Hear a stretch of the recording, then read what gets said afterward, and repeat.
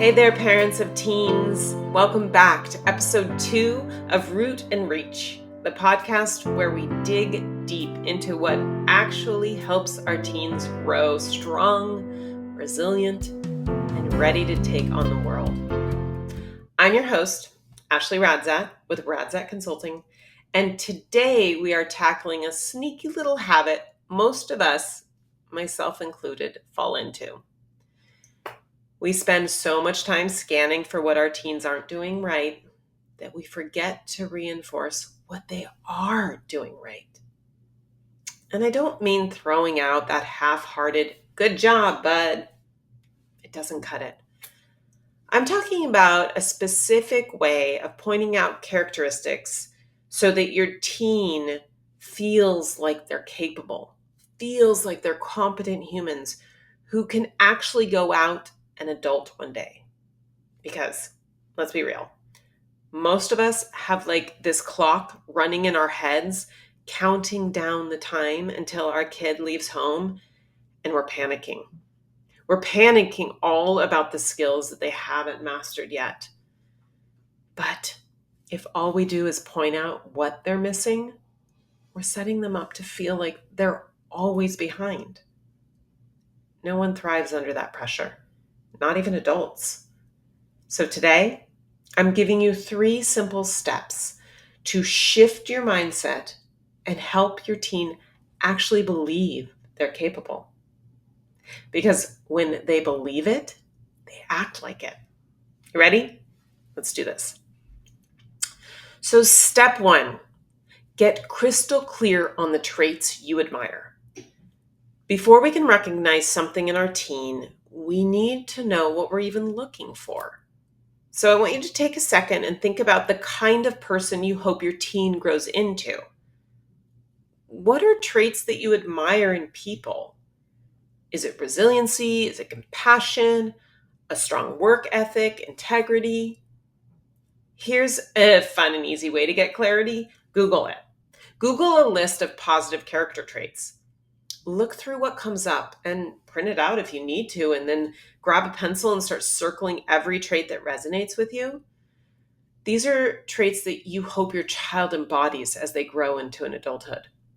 You can make a mental list of it, or like me, I have to write it down, otherwise I'll forget. So if you need a few to get you started, here are some. Perseverance, pushing through even when things are tough. Maybe you like empathy, considering other people's feelings. Maybe it's honesty, being truthful, even when it's hard. Or independence, taking responsibility for themselves. Creativity, thinking outside the box to solve problems. Accountability, owning their mistakes without making excuses. So I want you to remember, this isn't about the career they choose or how well they clean their room, although bonus if that happens. It's about character traits, the type of person you want your child to be. And once you know what you're looking for, it is way easier to find it in them. Now, step 2, you are going to become a treasure hunter of those traits. Now that you know what you're looking for, start scanning your teen's daily life like a treasure hunter, but instead of digging for gold, you're looking for evidence that your teen already has these traits, just in their own way. Maybe you admire perseverance, and you notice your teen quietly rewriting an English essay to get a better grade. Boom, that's perseverance. Maybe you value kindness, and you overhear them helping a friend through a rough time. That's compassion that your kid has. Maybe you want them to be independent, and you realize they handled a late assignment without you having to hound them. That's responsibility. And sometimes character traits show up in the most unlikely places. Did they remember to bring their backpack to school without being reminded by you?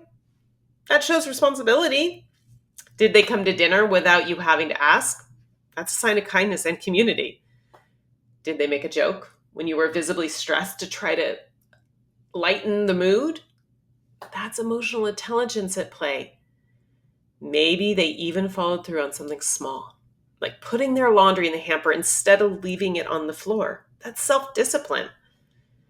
The trick here is to not just notice, but to say something about it. And this is where we plant the seeds. So step 3, drop character trait seeds with evidence. This is where the magic happens. When you spot a trait, don't just say nice job. Instead, connect it to who they are. For example, instead of, wow, you studied hard, try, I noticed you spent extra time studying, even though you didn't have to. That shows real dedication. You really have a strong work ethic, and that is going to serve you well in life. Or instead of, thanks for helping your sister, try, I saw you step in and help your sister when she was frustrated. That shows a lot of patience and leaderships. Those are incredible qualities. Here's why this works. Teens spend a lot of their day being corrected. At school, at home, in sports, in social situations, they hear things like, that's not how you do it. You forgot your assignment again? You didn't clean your room. That answer's wrong. It's like they're constantly on trial, having to defend themselves. So when we step in and we say, I see this strength in you, and here's why, it's like a jolt to their system. They don't have to prove themselves because you're already giving them the evidence.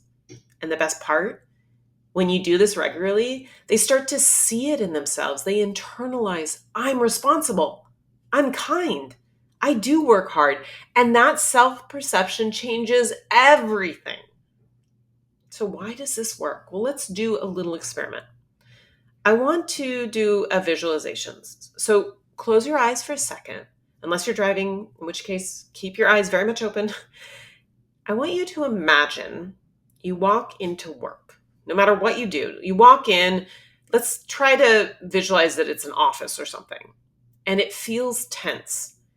You sit down at your desk, and before you even open your email, your boss swings by and says, hey, that report from yesterday, you missed a detail.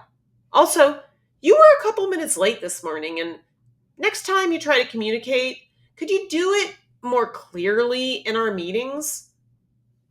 You go about your day and notice yourself trying to get things done, but every interaction is just more of the same. Your boss keeps saying, that wasn't quite right, or you forgot this step, or you need to pick up the pace.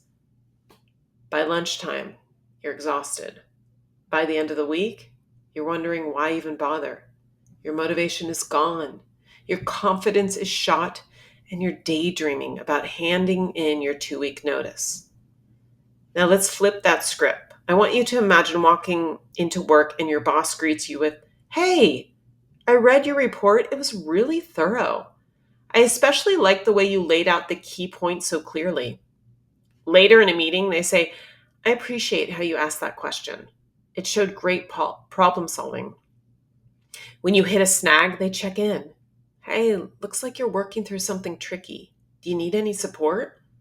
Same job, same task, completely different experience. You'd be more motivated, more engaged, and most importantly, you'd believe in your abilities to succeed. Your teen is no different. If we assume they're capable and treat them that way, they rise to the occasion.